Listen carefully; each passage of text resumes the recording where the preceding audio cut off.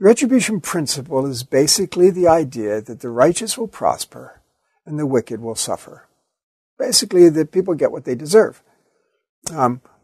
When I say the righteous, the observant, the faithful, substitute any of those words in, and they'll prosper. Well, that could, good health, success, their crops grow, whatever it might be, happy families.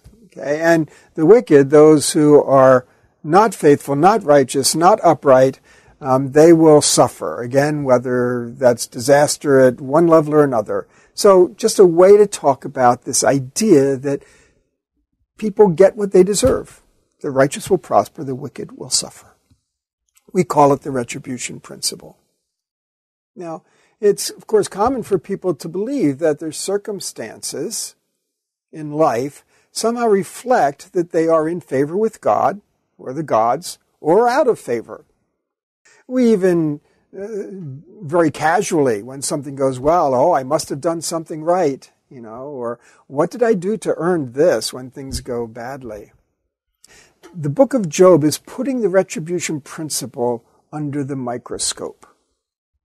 Because Job and his friends all believe very firmly in the retribution principle. That's really part of the problem. See, in the retribution principle, not only do you assume that if someone is righteous, they will prosper, and if someone is wicked, they will suffer, they also turn that around. If someone is suffering, must be wicked.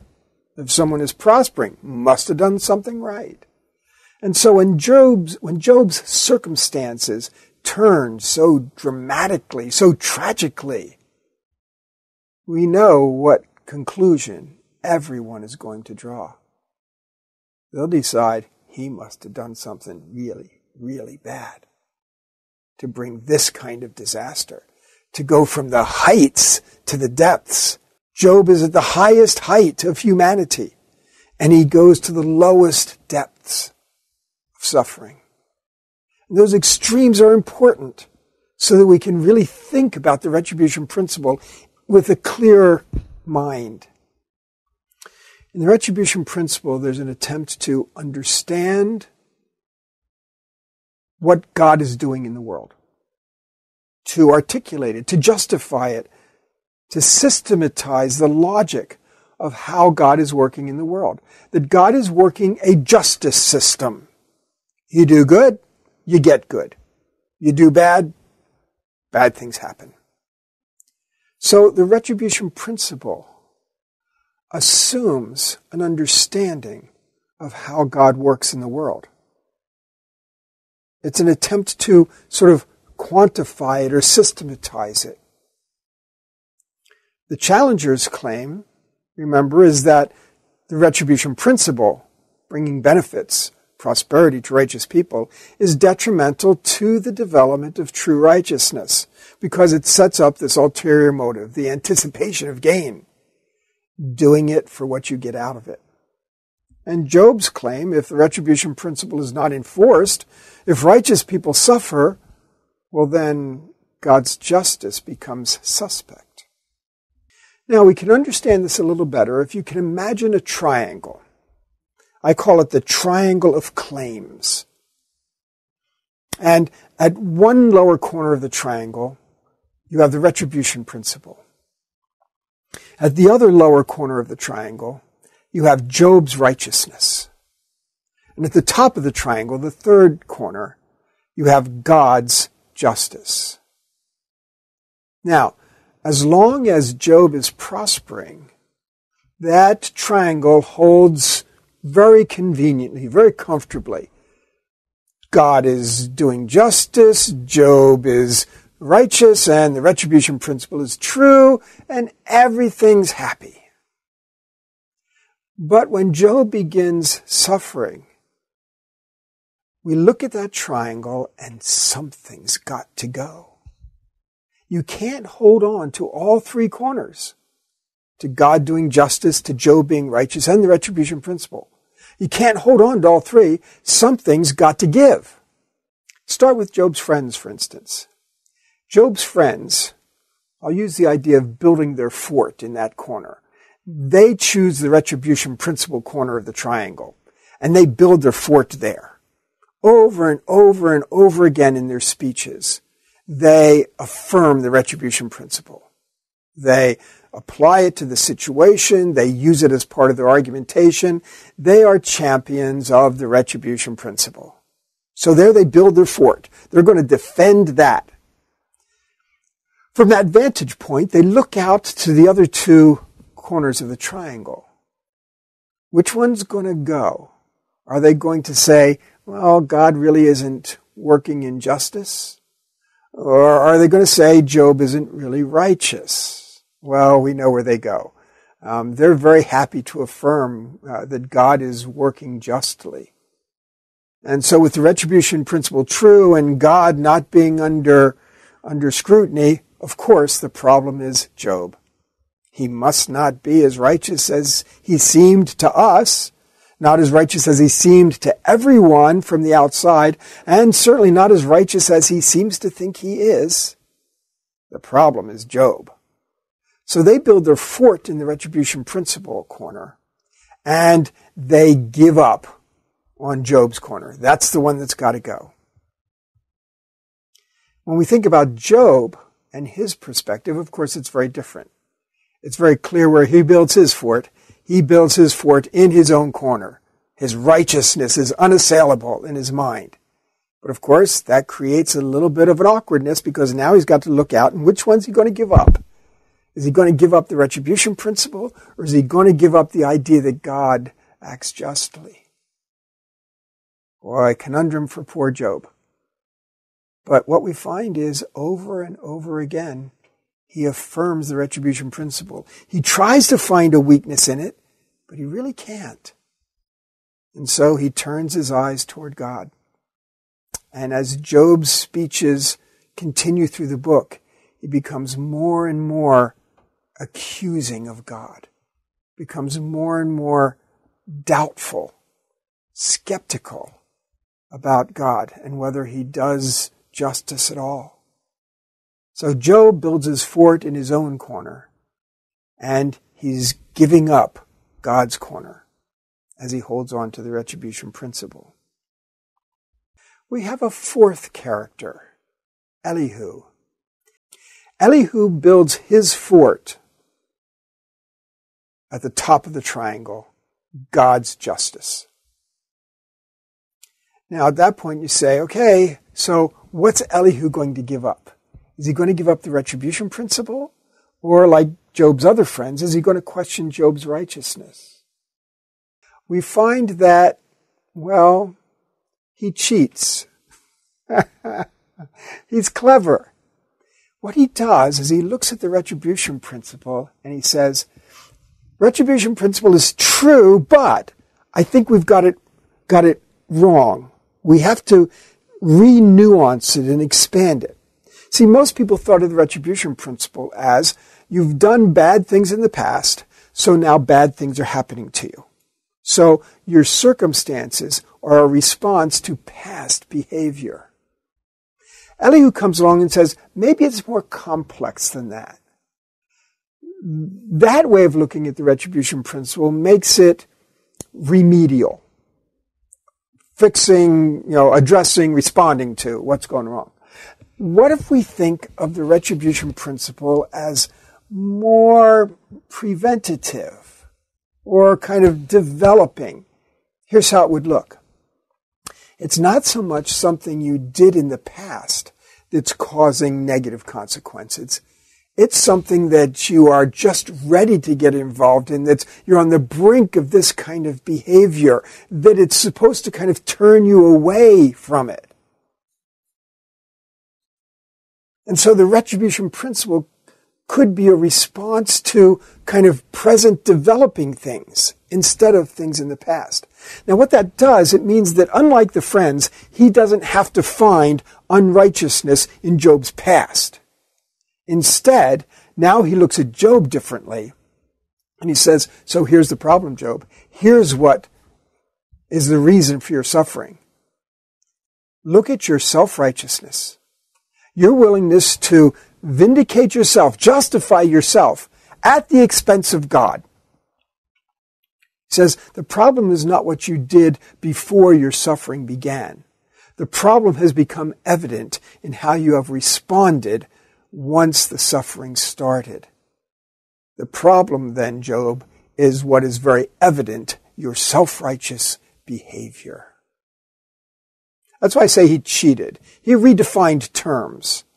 And in redefining them, it gave him an alternative that the other friends never thought of. And that Job himself is less in a position to defend himself on. Even as he continues to affirm his righteousness, his self-righteousness becomes very evident, and his willingness to accuse God. So Elihu has built his fort on God acting justly. And in the process, he's held on to the retribution principle, though he's redefined it. And that has given him a different sort of attack against Job's righteousness. Elihu is more right than any of the other human characters in the book. He gets closest. He transcends what the friends think, and he really sees into Job more realistically, more appropriately. The problem is with Elihu is that even though he's closer to the truth than anyone else, he's got his own problems. And in the end, he's still making the retribution principle the basis for understanding how things work. He just redefines it. How did people resolve the tension of the retribution principle? After all, most people at some time or another come to experience life in such a way that the retribution principle looks suspect to them. And how are those tensions resolved? Some people talk about suffering as educational, character building. Maybe even to talk about it as participation with Christ in his sufferings. And so they end up qualifying the purpose of suffering. And that kind of resolves some tensions in the retribution principle. In the biblical texts, some people resolve the tension. The psalmist sometimes, for instance, resolve the tension by thinking about timing. The psalmist, as you know, in the lament psalms, most of the times they're lamenting in the context of retribution principle. Their enemies are triumphing over them, and why should that happen? The enemy's the bad guy, I'm the good guy. Why is this happening? And so that question about the retribution principle is underlying many of the lament psalms, and lots of times the psalmists treat it in terms of timing. Eventually things are going to smooth out. God will, in his appropriate time, act against the enemy and restore the psalmist. So, at times, of course, in Christian theology, that even goes further. That maybe things are bad now, but we've got eternity. We've got eternity with God, eternity in heaven, and so things will be fine. And on the scale of eternity, the small things we suffer now are minor. So some people qualify the retribution principle with the extended time concept. Some people qualify the retribution principle with regard to the role of justice in the world. You can talk about the world not being just, even if you still talk about God acting justly. That is, that in this world, non-order continues. That we view the idea that justice is not the sole foundation of how God works in the world. That doesn't compromise him. But the question is, has he made the world to conform to his own justice? And we know that he hasn't, because we're sinful people and yet we still exist. If the world fully conformed to God's justice, it wouldn't be a world that we could live in. And so, given a fallen world, perfect justice is not attainable. The basis for God's operation in the world is his entire character, his entire range of attributes, not just one attribute or another. You can't say that God is love and that covers everything. No, it doesn't. He's lots of other things too. Okay, so the one way to qualify the retribution principle without somehow being detrimental to the character of God is to understand that God and his world are different and that he has not imposed justice on it. God in his wisdom is concerned with justice. But that's all given the parameters of an imperfect world, a fallen world, and even a not yet fully ordered world. God has brought order into a world of non-order. And disorder, sin, has also come into the picture. But we're not living in a perfectly ordered world, and therefore it's not one that reflects God's attributes throughout. The affirmations that we find of the retribution principle, and we find them in Psalms, especially wisdom Psalms, we find them in Proverbs. These affirmations are not intended to be a full theological description of how the world works according to God's attributes and his doing justice. They are proverbial in nature. The retribution principle needs to be understood by us as proverbial in nature. That means it's how things often act, but not how things always work. It's not a guarantee. It's not a promise. The retribution principle does not function well to offer an explanation of suffering and evil in the world. The technical term for that is theodicy, explaining why there's suffering and evil in the world. And retribution principle does not offer a theodicy. The retribution principle is not an explanation of how God operates at all times in all places in the world. It is an affirmation in part of who God is. That is, God delights in bringing good things to his faithful servants. And God takes seriously punishing wicked people. But he doesn't carry those things out throughout, because again, it's a fallen world and none of us could live through that. It tells us, though, about the identity of God, about the heart of God. And his identity and his character are bound to have ramifications in the world, ripple effects. And that's why sometimes it looks to us like the retribution principle is working out, and sometimes indeed it is. But we shouldn't expect it to work out all the time in every circumstance. So we have the theology, this is what God is like, standing against the theodicy, this explains life as we experience it. They're contrasting positions. And the book of Job is performing some radical surgery to separate those two, so that we don't make the mistake of thinking that the theology leads to a theodicy. Yahweh's justice must be taken on faith rather than worked out philosophically on a moment-by-moment analysis of our experiences. He does not need to be defended. In one sense, theodicy, our attempts at theodicy, are a bit of an insult to God. He doesn't need our defense. And we're really not in a position to defend him very ably. He doesn't need to be defended. He wants to be trusted. The entire constellation of God's attributes is at work in a complex, coordinated manner. We can never tell when God is going to choose justice or when he's going to choose mercy.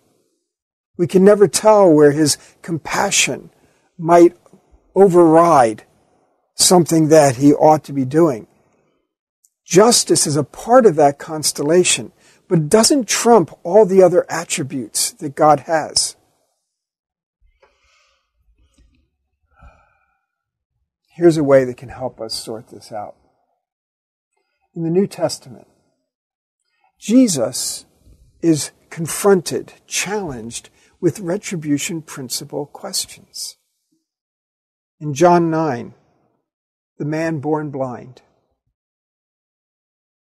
The disciples see a great opportunity. Here's this man who's been born blind.